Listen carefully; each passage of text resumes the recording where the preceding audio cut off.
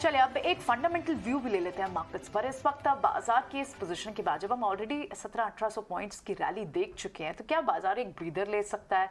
कौन से सेक्टर्स यहां से बुलिश दिखते हैं, किन सेक्टर्स पर थोड़ा सा अवॉइड व्यू रखना चाहिए, ये सारी चर्चा करने के लिए हमारे साथ एक खास मेहमान है। हमारे साथ पीजीआईएम इंडिया के CIO श्रीनिवास राव रावरी जुड़े हुए हैं।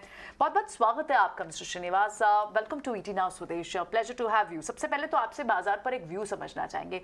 हमने ये जो बड़ी रैली देखी है, इस पे कई लोगों को डिसबिलीव अभी तक है, शायद कई लोग तो शायद फियर ऑफ मिसिंग आउट भी समझ रहे हैं, लेकिन आप इस रैली को किस तरह से देख रहे हैं? क्या आपको लग रहा है worst is behind us? Inflation देखिए, वहां से सॉफ्टनेस की खबरें, चाहे इंडिया की बात हो, US की मार्केट्स की बात हो, कैसे आप इस वक्त ये सारे सिनेरियो को देख रहे हैं?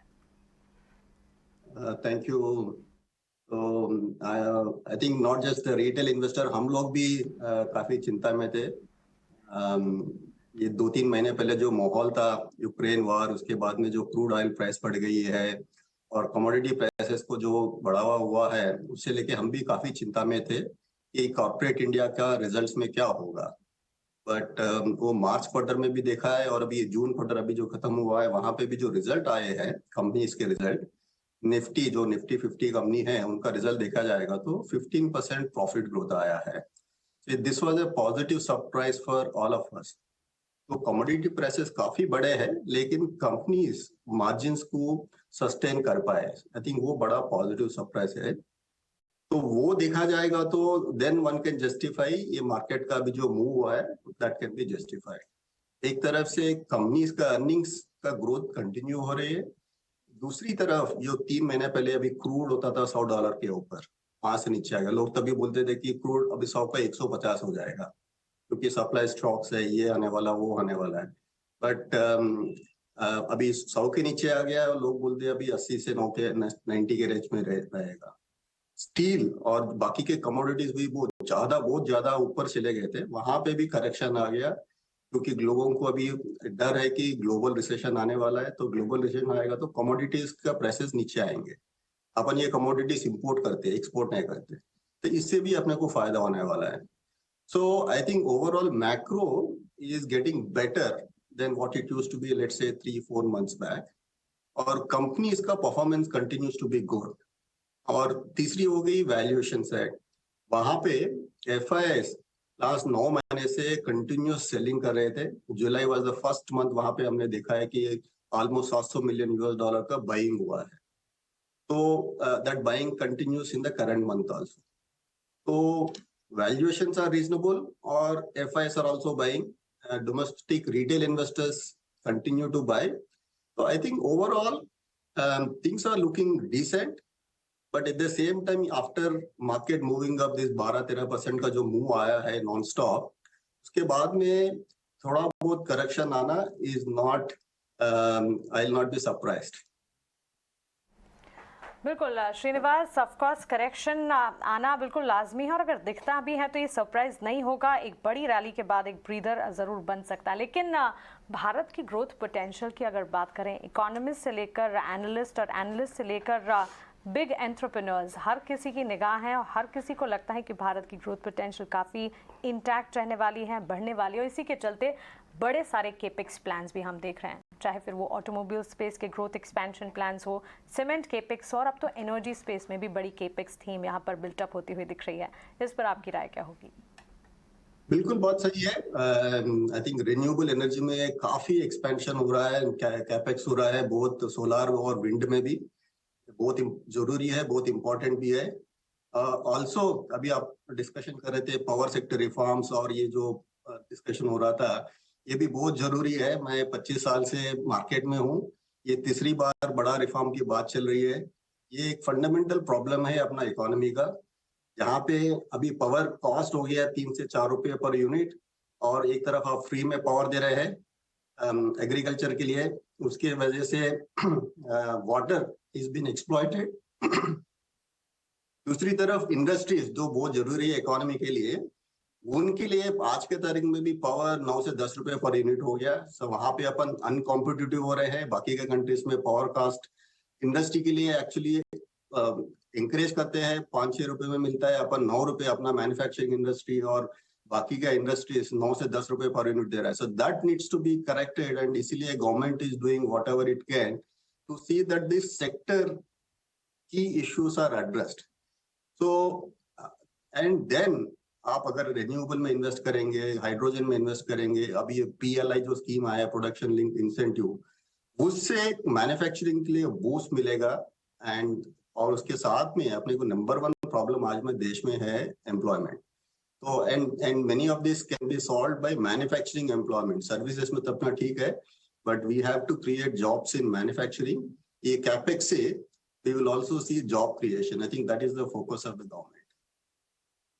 ठीक है श्रीनिवास, अभी मैं आपके पोर्टफोलियोज देख रहा था कि आपने क्या खरीदा और क्या बेचा करके, वो हमारी स्क्रीन पे भी एक बार आ जाएगा. एक तो मेरे को ज़रा बताइएगा कि इसमें कोई चेंजेस तो नहीं है ना, ऐसा ही है ना, आपने जो कुछ खरीदा और कुछ बेचा एक बार वापस से लेके आई स्क्रीन पे. उसमें हमको जो दिख रहा था पोर्टफोलियो में आपके मिड कैप श्रेणी के अंदर, वो आपने शायद एंजल 1 में भी बाइंग किया हुआ है. ये कोई लिस्ट आ रही है, डॉलर इंडस्ट्रीज़, येस बैंक आपकी होल्डिंग में है, इंडियन होटल्स आपकी होल्डिंग में है.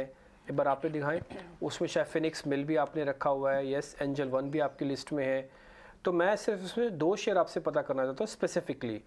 आपने एंजल 1 को क्यों खरीदा, किस बेसिस पे खरीदा, इसके पीछे सोच क्या है?